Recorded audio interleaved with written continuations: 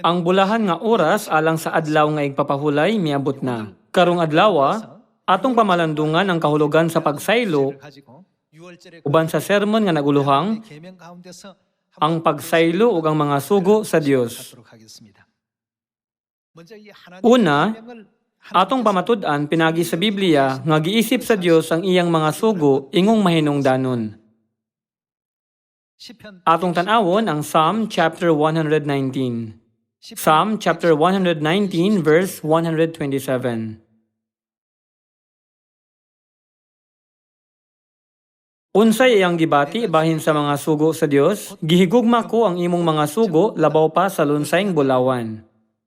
Gihigugma ko ang mga sugo sa Dios labaw pa sa lunsay nga bulawan. Gipasiugda ni David ang kamahinungdanon sa mga sugo sa Dios. Sanglit si David adunay ingon ni ana nga panghunahuna, wala ba siya gihatagan sa Dios og titulo nga usa ka tawo nga nakapahimuot kanako? Ang Biblia nagsulti kanato kung unsa ka bililhon ang mga sugo sa Dios. Kini mas bililhon kaysa ubang bililhong bahandi niining kalibutana. Kung atong hunahunaon ang bili, kini konektado. Tungod kay nagamit kita og daghang tubig sa balay, daghang mga tao ang wala makadayeg sa bili sa tubig. Bisan pa, kung ang usa ka tawo sa disyerto diin kinahanglan nila ang usa ka tinulo sa tubig aron maluwas ang ilang kinabuhi, unsa ang bili sa tubig kung itandi sa bulawan? Sa pagkatinuod, kini bililhon kaayo. Mahitungod niini, adunay linya sa salida, the Prince of Egypt. Kini nagingon, ug sa usa ka nawala nga karnero, ang usa ka magbalantay sa karnero labaw pa kaysa labing adunahan nga hari. Mahimong maayo ang pagmando sa hari, apan sa ingon nga kahimtang, ang magbalantay sa karnero mas bililhon. Kung atong tagdon kini, atong masabtan nga ang bili mahimong magkalahi. Depende sa sitwasyon. Atong hunahunaon ang bili sa langit. Ang mga tao wala makasabot sa bili sa adlaw nga igpapahulay sa mga sugo sa Dios ug sa ubang mga kasaulugan. Apan, sa adlaw nga ang katawhan mobarog at ubangan sa hukmanan sa Dios, ilang masabtan kung anong ang Biblia nagingon nga ang mga sugo sa Dios mas bililhon pa kaysa purong bulawan. Sa mga dapit nga abunda sa tubig, ang mga tao wala makaamgo sa bili niini. Apan, ibutang nato nga anaka sa usa ka disyerto, diin bisan ang usa ka tinulo sa tubig makaluwas sa imong kinabuhi. Bisan pa nga ang labing bililhon nga mga bahandi sa kalibutan gitanyag kanimo, dili nimo ibaylo ang usa ka tinulo sa tubig alang kanila. Mga igsuon, sa higayon nga mosulod na kita sa langit, atong maamguhan ang tinuod nga bili sa mga pulong sa Dios ug sa kamatuoran. Palihog ayaw sila isipa nga dili takos, samtang aniya pa kita niini nga kalibutan. Ang uban tingali maghunahuna, adunay usa lamang ka adlaw nga kalainan tali sa adlaw nga igpapahulay ug sa pagsimba sa Domingo. Importante ba kini? Apan, kung kita ana-ana sa nagsanga nga dalan tali sa langit ug sa impyerno, ug mobarog atubangan sa hukmanan sa Dios, niya na lamang kita makaila kung unsang adlawa ang bililhon. Apan, niya nang higayuna, ulahin na kaayo para mobalik. Busa, karon, kinahanglan natong hatagan og bili og tahuro ng mga sugo sa Dios. O kinahanglan natong hinumduman kanunay, nga karon na ang tukma nga panahon. Mahitungod sa adlaw nga igpapahulay, ang mga tao tingali moingon, dili ba mas maayo nga igahin ang adlaw sa pagbuhat og butang nga mas makalingaw? Apan, sa unsang paagi gikonsiderar ni David ang mga sugo sa Dios, siya mituo nga sila mas labaw pa kaysa lunsay nga bulawan. Sanglit si David may ingon niya nga pagsabot, ang Dios nagtawag kaniya nga usa ka tawo nga nakapahimuot kanako, dili ba? Atong ablihan ang Deuteronomy chapter 8. Ang tanan nga atong gipangita karon kay alang sa atong kaugmaon. Kini nga mga paningkamot alang sa atong mga panalangin o kalipay. Busa, dili kita angay nga maglantaw sa kasamtangang higayon apan magdahom sa langit. Sa pagbuhat ni Ana, kinahanglang atong hatagan og bili ang mga sugo sa Dios. Deuteronomy chapter 8 verse 1. Tumana ang mga sugo ko kaninyo karon aron unsay mahitabo aron mabuhi kamo. Mudaghan ug makapanag-iya sa yuta nga gisaad sa Ginoo ngadto sa inyong katigulangan. Hinumdumi nga gigiyahan kamo sa Ginoo nga inyong Dios sa tibuok ninyong panaw sulod sa 40 ka tuig didto sa kamingawan. Gilisod-lisod kamo niya aron pagsulay kung tumanon bagayod ninyo ang iyang mga sugo. Mahitungod niini nga bersikulo, aron pagsulay kung tumanon bagayod ninyo ang iyang mga sugo, ang mga tao tingali mangutana, importante ba kini? Unsay kalainan niini kung Sabado o Domingo, ang pagsaylo o Pasko? Daghan tingali ang maghunahuna niini. Apan unsay giingon sa Dios? Bisan tuod ang mga butang nining higayuna gikinahanglan, ang labing gikinahanglan nato sa dihang ang Dios muhatag kanato sa mga turong kabilin mao ang mga sugo sa Dios. Sa matag gutlo, samtang naglakaw kita sa espirituhanong kamingawan, ang Dios nagtudlo kanato sa importansya sa iyang mga sugo. Ang tanan niyang mga pagtulunan nagsulti kanato unsa ang mas importante ug unsa ang dili kayo importante. Busa kini nahisulat, gilisod-lisod kamo niya aron pagsulay kung tumanon bagayod ninyo ang iyang mga sugo. Ang pagsulay mao ang pagbutang kanato sa lain-laing mga sitwasyon. Gisunod ba nila ang mga sugo sa Dios niini nga sitwasyon o wala?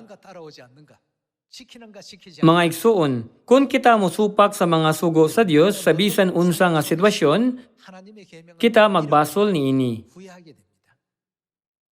Magpadayon kita sa Deuteronomy chapter 8 verse 6. Unsa may atong buhaton, busa tumana ang iyang mga sugo ug sunda ang iyang kabubuton ug kahadloki siya. Mapadayon kita sa verse 11. Unsa pa ang angay natong buhaton? Ayaw gayud ninyo kalimti ang Ginoo nga inyong Dios. Tumana gayud ang tanan niyang mga sugo nga gihatag ko karon kaninyo.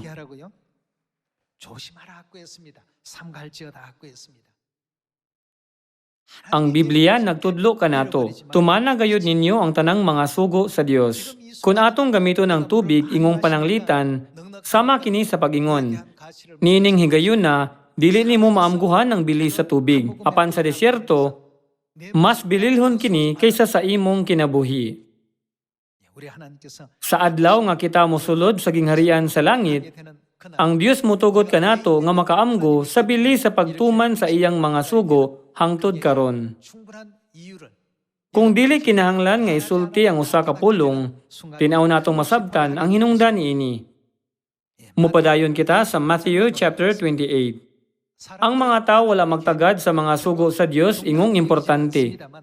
Apan dili nato kinahanglang sundon ang ilang panig-ingnan. Angay natong sundon ang mga pagtulunan sa Dios ug mosalig sa Dios, dili ba? Matthew chapter 28. Atong tan-awon ang chapter 28 verse 18. Miduol si Jesus ug mingon kanila, gihatag kanako ang tanang gahom sa langit ug sa yuta.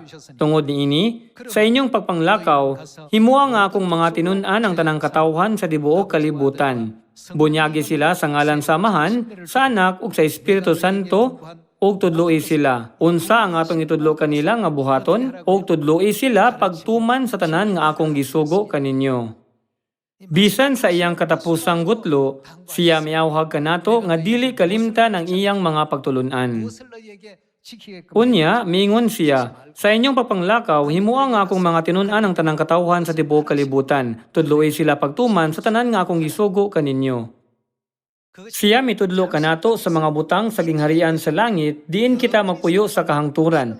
Dili lamang sa mga butang nga lumalabay, nini nga kalibutan.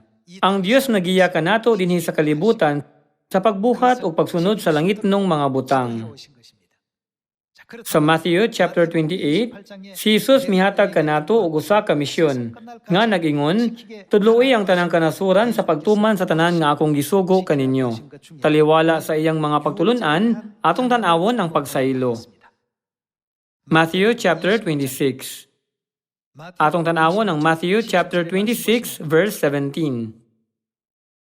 Sa unang adlaw sa kasaulugan sa pan nga walay patubo, ang mga tinun-an miadto kang Hesus ug nangutana kaniya, asa man nimo gustong ipaandam kanamo ang panihapon sa kasaulugan sa pagsaylo? Si Hesus mingon kanila, atuan ninyo ang usa ka tawo dito sa syudad ug ingna siya. Ang magtutudlo nag-ingon, miabot na ang akong oras. Ako ug ang akong mga tinun-an maghimo sa kasaulugan sa pagsaylo didto sa imong balay. Ug gibuhat sa mga tinun-an ang gingon ni Hesus kanila ug giandam nila ang panihapon.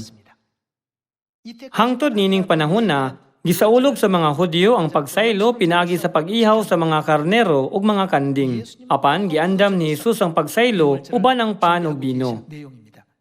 Kita nahibalo pag-ayo kung giunsa nila pag-andam ang pagsaylo ug gisaulog kini. Apan karong adlaw atong hisgutan kini pag-usab. Mupadayon kita sa verse 26. Atong tan-awon ang verse 26.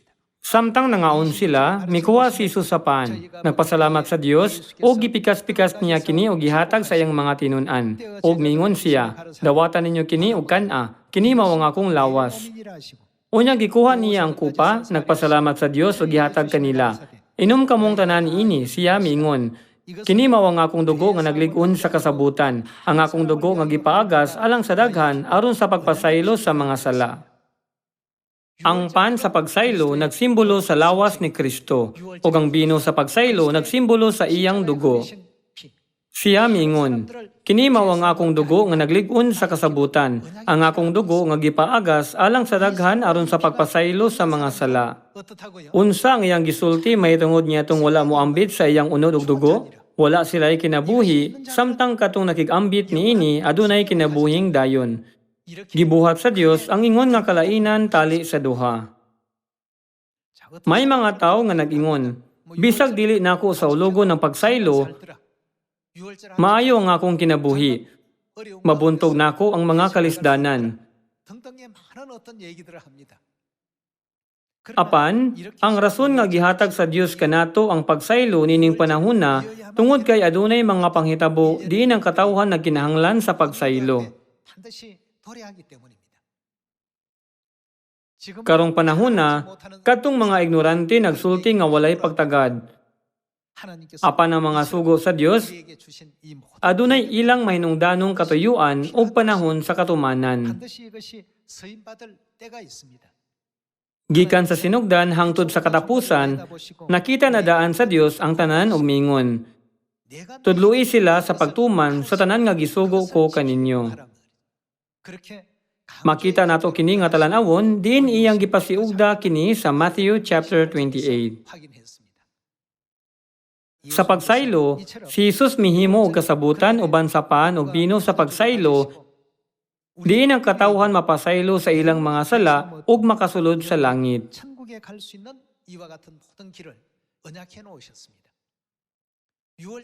Mahimong magunahuna ka nga walay dakong kalainan, tali niadtong nagsaulog sa pagsaylo ug niadtong wala.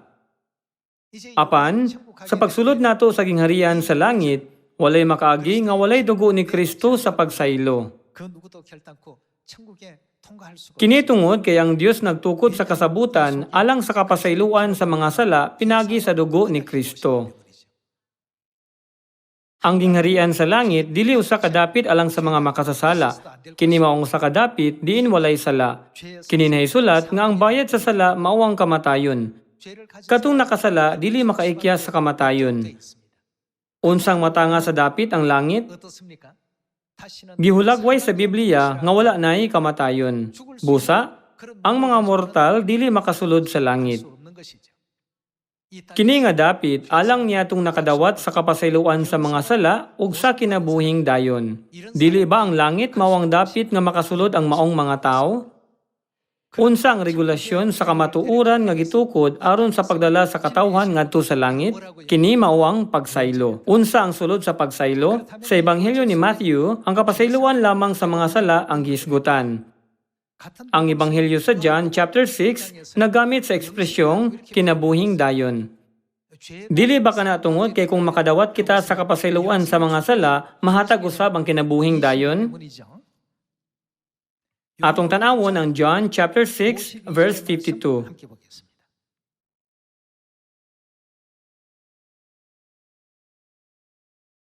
Atong tan-awon ang verse 52. Nakahaling kini og mainit nga paglalisay sa mga tawo.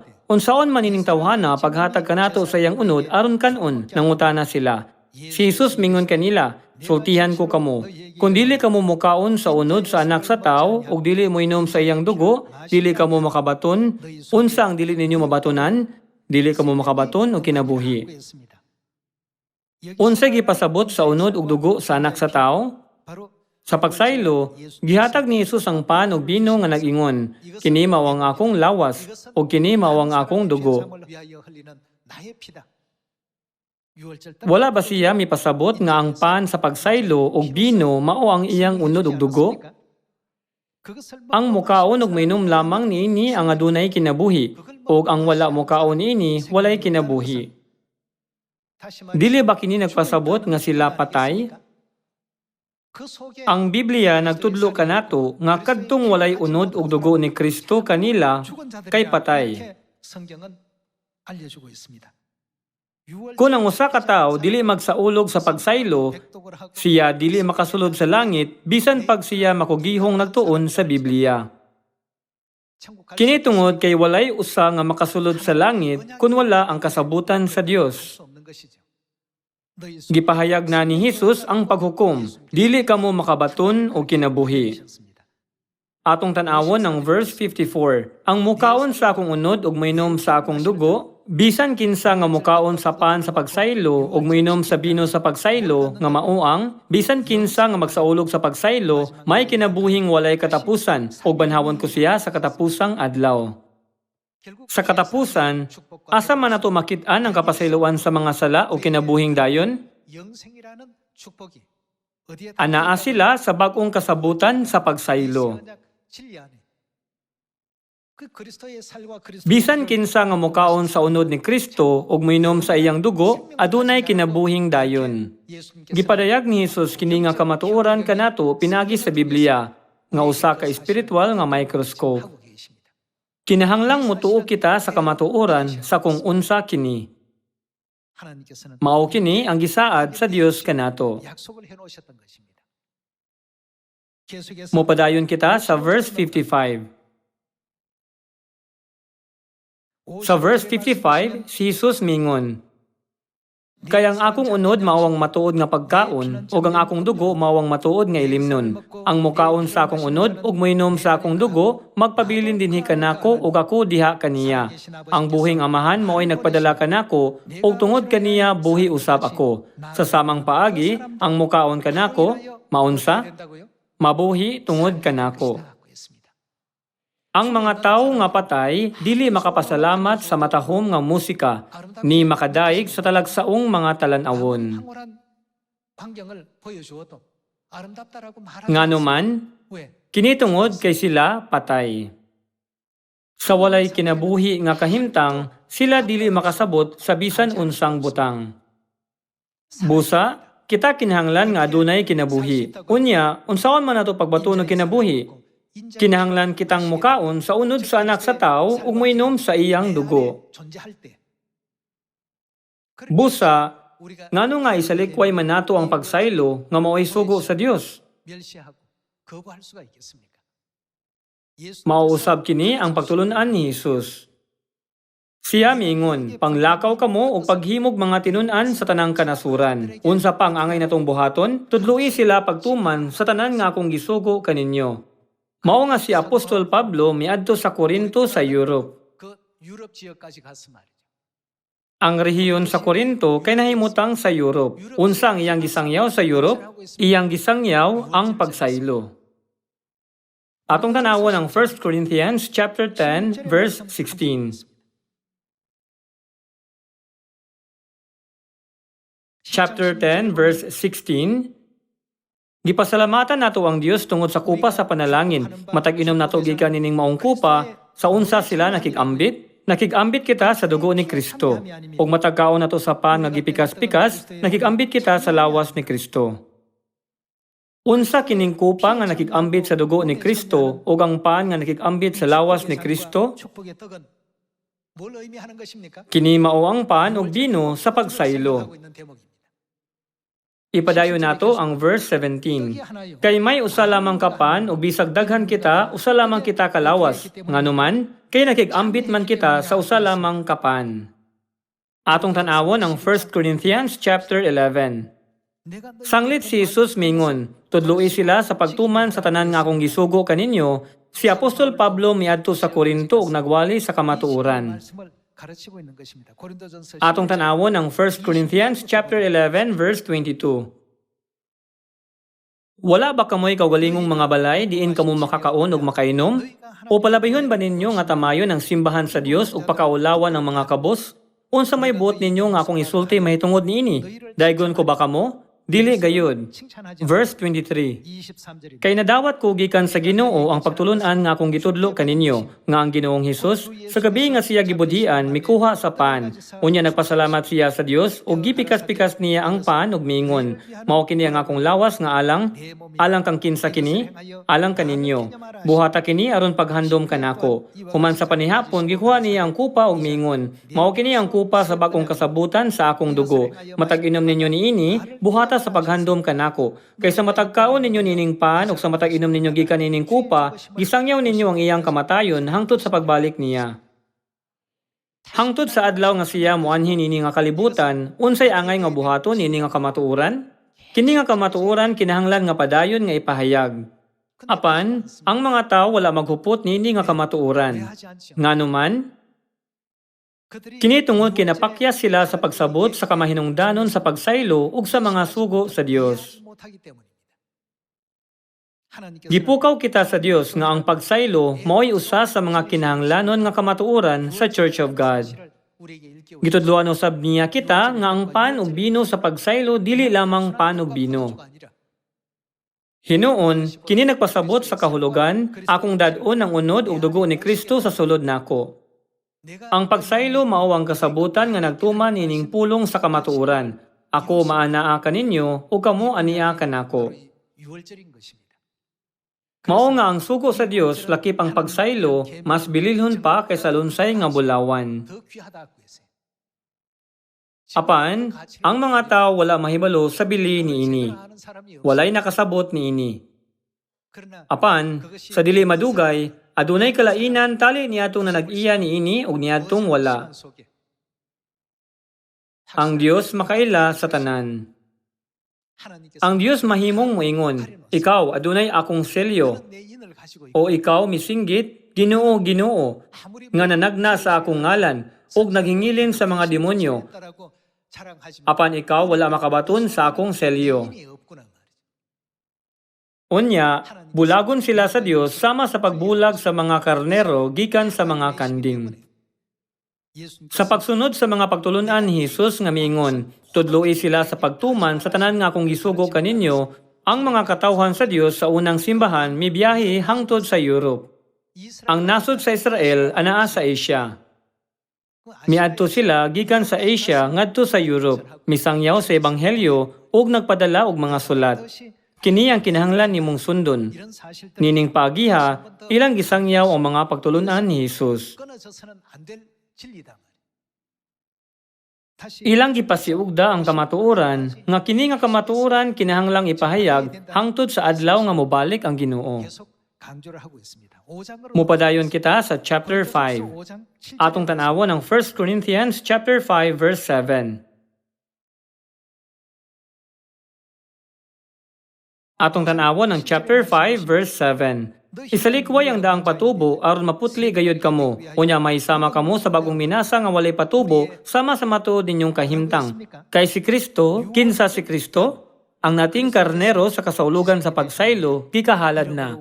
Busa, unsa may atong buhaton? Dili ba ang kasaulugan dinhi nagtumong sa pagsaylo? Busa, himuon nato ang kasaulugan sa walay paggamit sa pan nga sinambugan sa daang patubo nga mao ang patubo sa sala o kalawayan kun dili sa pan nga walay patubo, ang pan sa kaputli ug sa kamatuoran. Niining paagiha, ang mga Hebrewhanon nga nagpuyo sa Israel mibiyahe gikan sa Asia ngadto sa Europe aron sa pagsangyaw sa pagsaylo. Si Apostol Pablo nagsangyaw sa Corinto sa Europe ug nagpadala og sulat ngadto sa mga tawo didto nga nag-ingon, dili gayud nato kalimtan ang pagsaylo. Mao kini ang pagtulun-an nga gihatag sa Ginoo kanako. Kay nadawat ko gikan sa Ginoo ang gihatag ko usab kaninyo. Wala ako nagwali kaninyo tungod kay adunay lain nga nagsugo kanako sa pagbuhat niini. Iyang gipasiugda nga ang tanan nga iyang giwali gikan sa Ginoo. Mga igsuon, unsa ang gisulti sa Dios sa sambingay sa mga sagbot ug sa trigo sa Matthew chapter 13? Kuhaa una ang mga sagbot ug bukusa kini aron sunugon. Unya tiguma ang trigo ug dada kini sa akong kamalig. Diha sa sambingay, dili ba ang mga sagbot nagsimbolo niya atong wala magtuman sa mga sugo sa Dios ug ang trigo mao katong nagtuman? Ang pagsaylo ingon niini kamahinungdanon. Kita giila isip katawan sa Dios, gisilyuhan, nakadawat o kapasiluan sa mga sala ug nakaangkon o kinabuhing dayon. Busa, ang preaching festival sa pagsaylo sa pagkakaron gihimo. Ako nagampo nga pinagi nining preaching festival sa pagsaylo, ang tanang sakop sa pamilya sa Sion mugiya sa daghang mga kalag ngadto sa kamatuoran aron kita makadawat sa gugma ug mga panalangin gikan sa Dios.